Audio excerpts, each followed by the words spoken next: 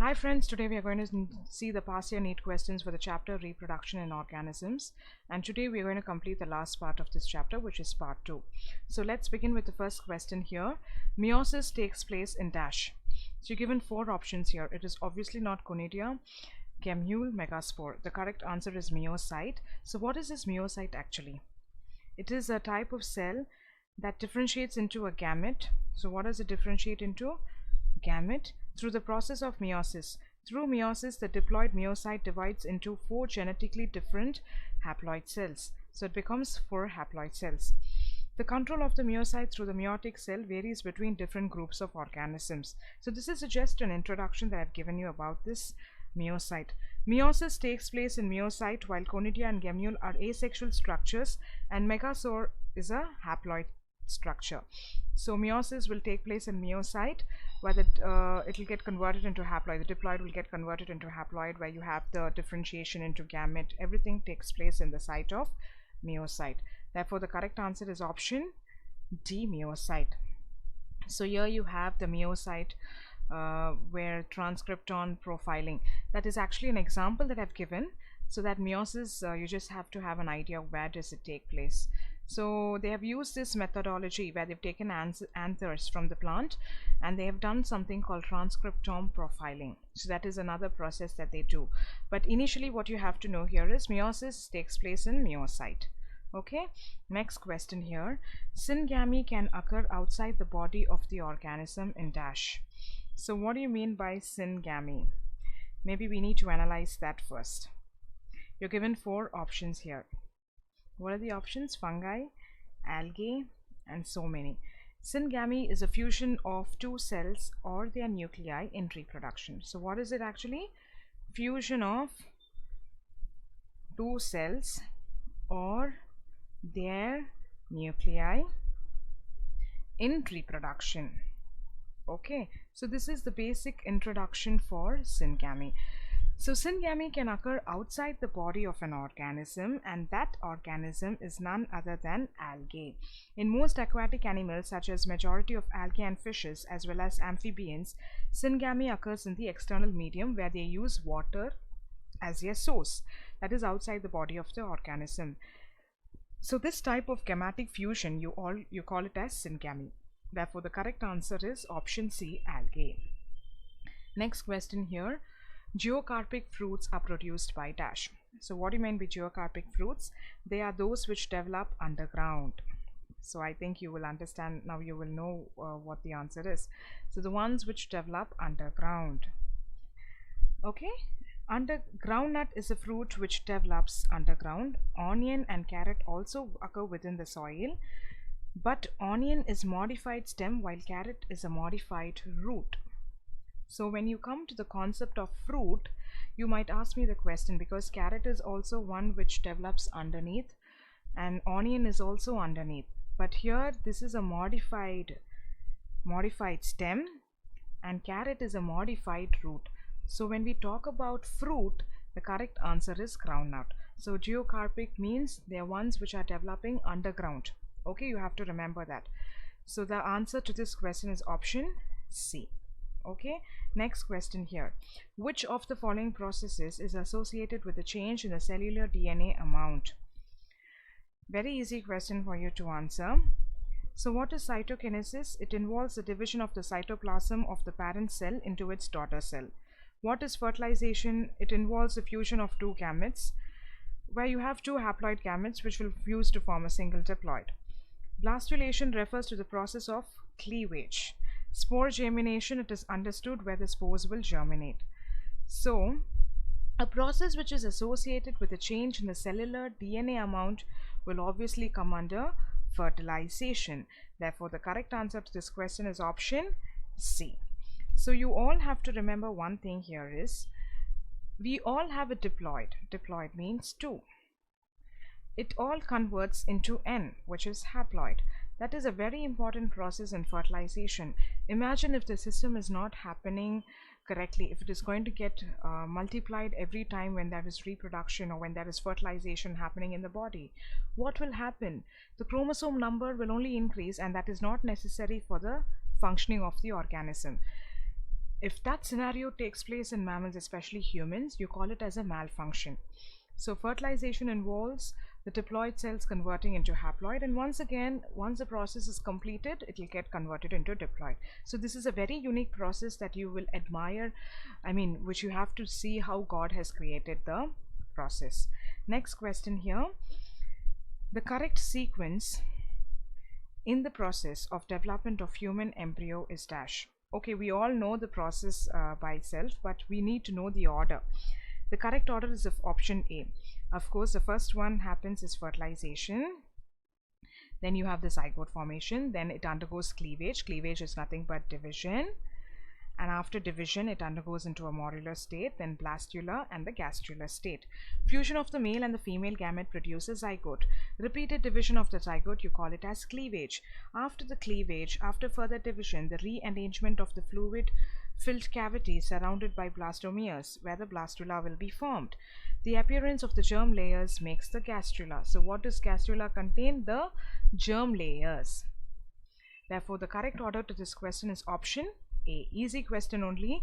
Only thing, you need to understand the process. Only then you will be able to answer this question. Without knowing the process, you will not be able to answer the order. Next question here.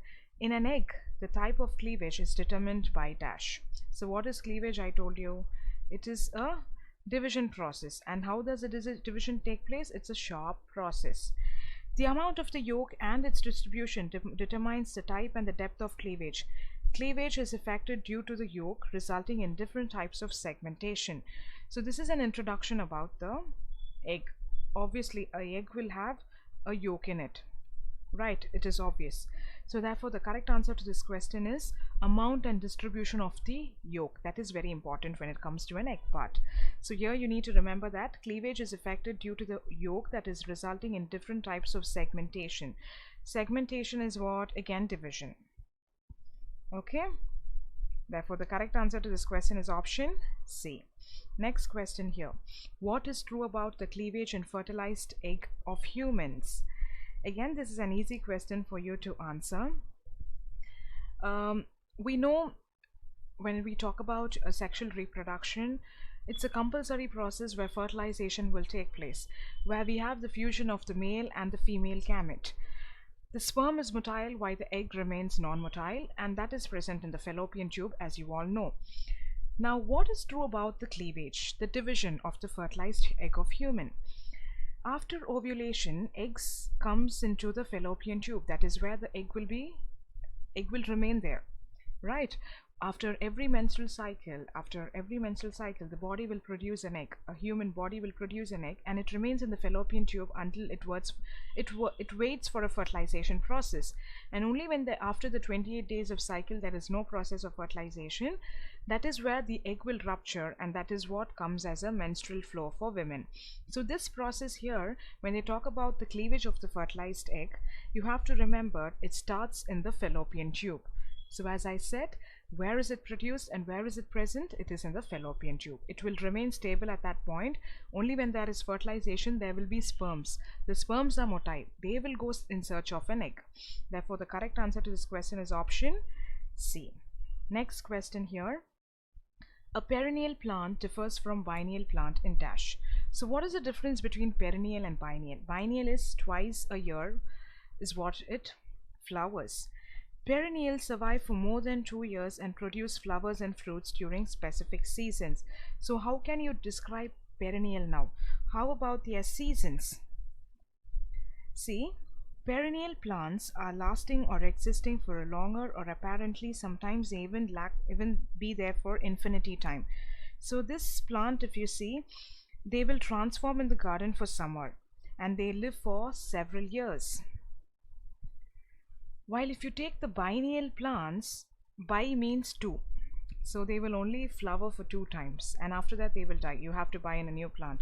So the perennial plant and the biennial plant will differ from which one? Not dying after the seasonal production of the flowers, while the biennial plant will die after it flowers for 2 times.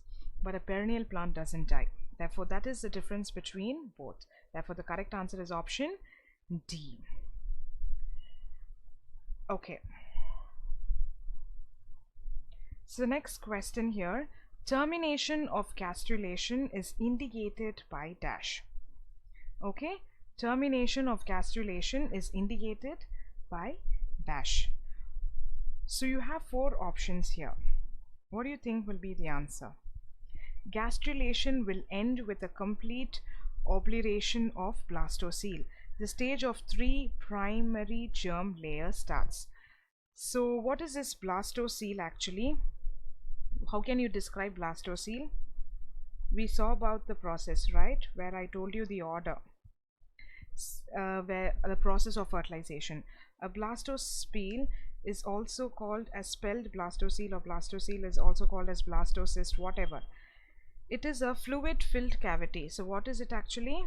It is a fluid, it's a fluid filled cavity that forms the blastula of early amphibian or echinoderm embryos, or between the epiblast, hypoblast, and also other species of birds, reptiles, mammals, etc.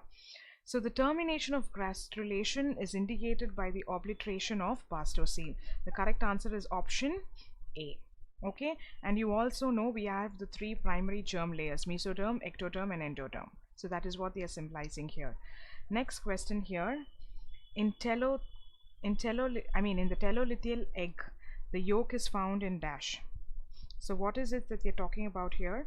On the basis of the distribution, whenever we talk about egg, we always have to remember that is yolk, and that yolk is what dominates the full part. On the basis of the distribution of the yolk, the eggs can be of following types. So I have it to your right side, maybe you can look at that. When I say homolecital, evenly distributed yolk.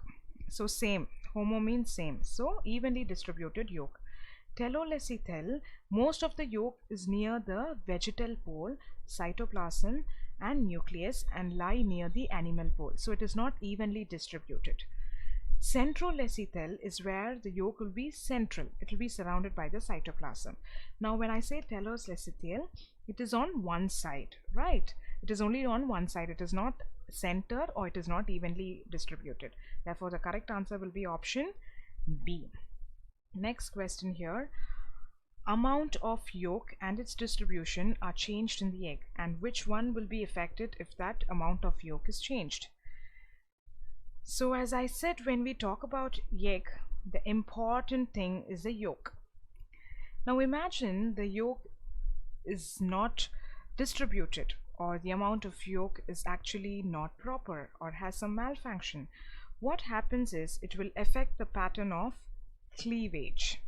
Okay, so you have the different cleavage processes here: 2-cell stage, 4-cell stage, 8-cell stage. So you can see the cleavage. How does it happen?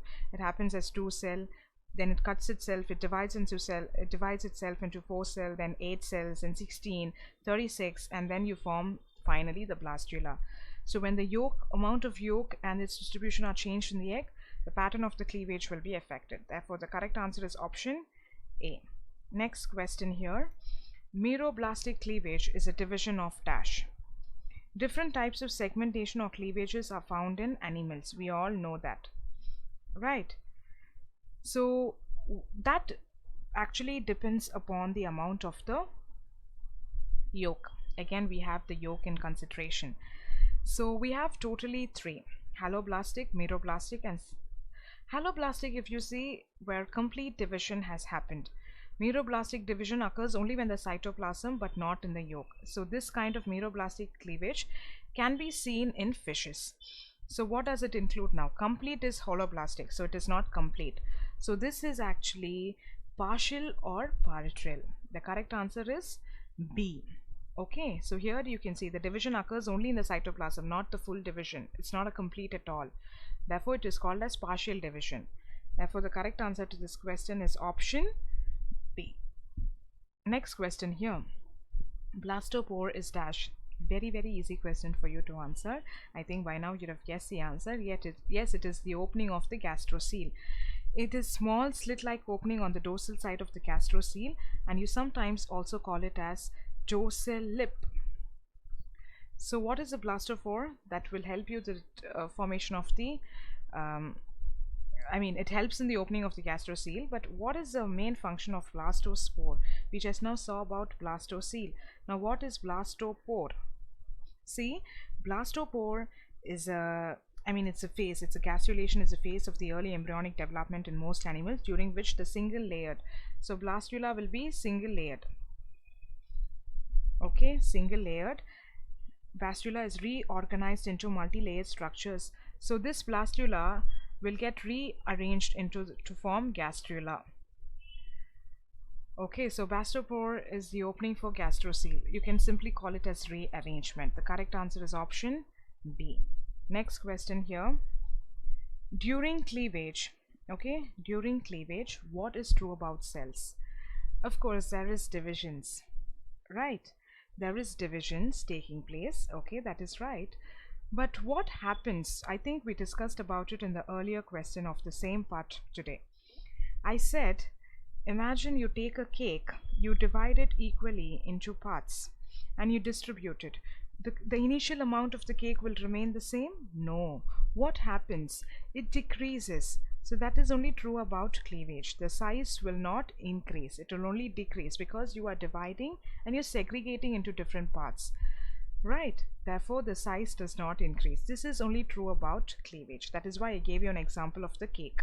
You have a birthday function, you have your friend cutting the cake. You think the cake will increase as the person cuts? No, it will only decrease. The same thing can be identified here. Therefore, the correct answer is option B. Next question here. Cells become variable in morphology and function in different regions of the embryo. And what is this process called as? Okay, cells become variable in shape. When we talk about morphology, what all you can say? The shape, the size, the specialization, or the appearance, all that will come under morphology. So cells become variable in shape, size, and getting their specialization for the formation of muscular tissue or organ in future fetus. They place themselves in some specific regions in embryo for further organogeny. So what is this process actually? Why should it take place? Even when we talk about cells become variable in morphology, it is for the formation of a new organism. So what is that process called as? It is called as differentiation. Is that right? Because only when it differentiates into the required parts or the system or organs, whatever you call it as, and the whole thing will compile into a new organism. So when the cells become variable in morphology and function in different regions of the embryo, we call that as differentiation in science. Therefore, the correct answer is called as option A, differentiation.